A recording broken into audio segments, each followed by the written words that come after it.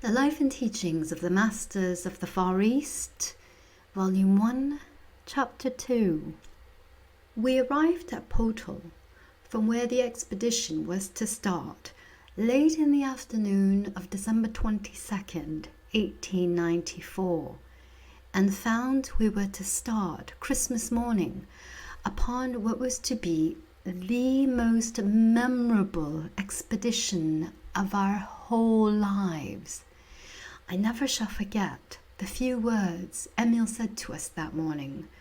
These words were delivered in fluent English, although the speaker did not boast an English education, and he had never been out of the Far East. He began by saying, quote, "'Tis Christmas morning. To you, I suppose it is the day Jesus of Nazareth, the Christ, was born.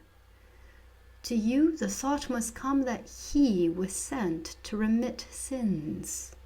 To you he must typify the Great Mediator between you and your God. You seem to appeal to Jesus as a mediator between you and your God, who seems to be a stern and at times angry God, sitting off somewhere in the place called heaven, located where I do not know, except it be in man's consciousness. You seem to be able to reach God only through his less austere and more loving Son, the great and noble one, whom we all call blessed, and whose advent into the world this day commemorates. To us, this day means more. To us, this day not only means the advent into this world of Jesus, the Christ, but also this birth typifies the birth of Christ in every human consciousness. As Christmas Day means the birth of the great Master and Teacher, the Great Liberator of mankind from the material bondage and limitations. To us, this great soul came on earth to show more fully the way to the real God, the great omnipotent, omnipresent, omniscient one, to show that God is all goodness, all wisdom, all truth, all in all.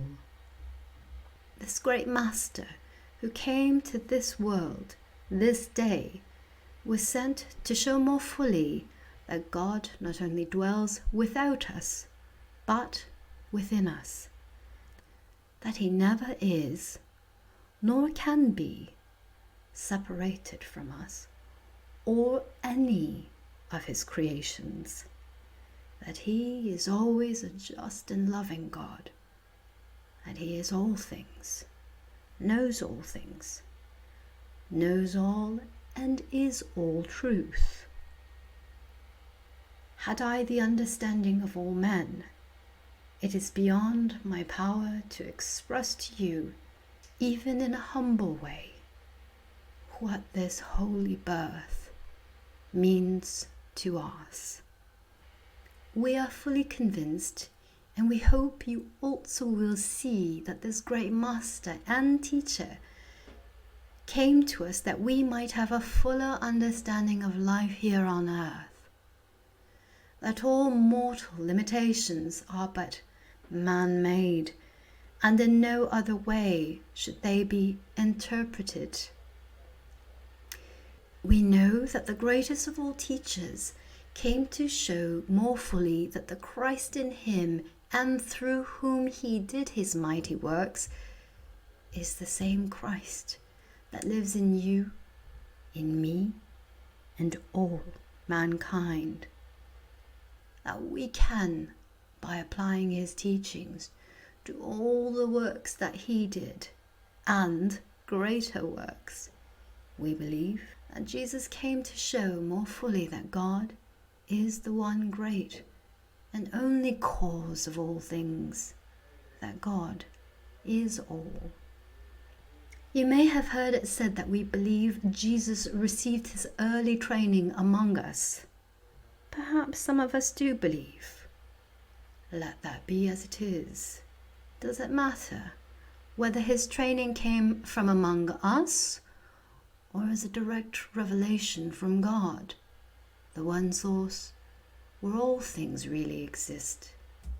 For when an idea from God mind has been contacted by one man and sent out through the spoken word, cannot one or all again contact that thought in the universal?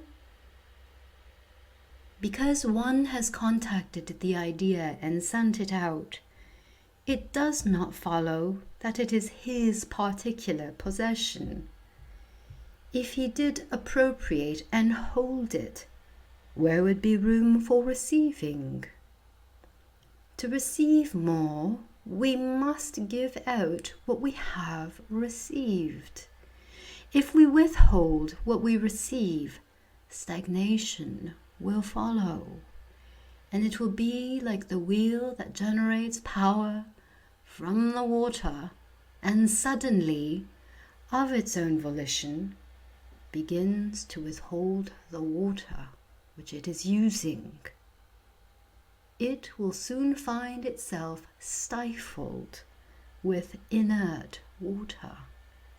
It is only when the water is allowed to flow freely through that it is of value to the wheel to create power. Just so with man. When he contacts God's ideas, he must give them out in order to receive the benefit from them. He must allow all to do the same, that they may grow and develop as he is growing. I am of the opinion that what Jesus taught came to him as a direct revelation from God, as it is no doubt has come to our great teachers. Are not all things of God? And whatever one human being can do, cannot all do? We believe you will be convinced that God is ever willing and ready to reveal himself to all men, as he has revealed himself to Jesus and others. The only requisite necessary is for each one to be willing to let God come forth.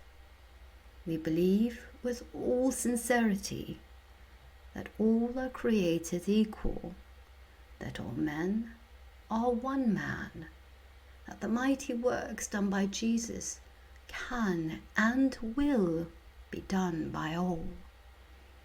You will see there is nothing mysterious about these works. The mystery is only in man's mortal concept of them. We fully realize you have come to us with minds more or less skeptical. We trust you will live with us and know us as we really are. Our work and the results accomplished, we leave you to accept or reject as you will. End quote.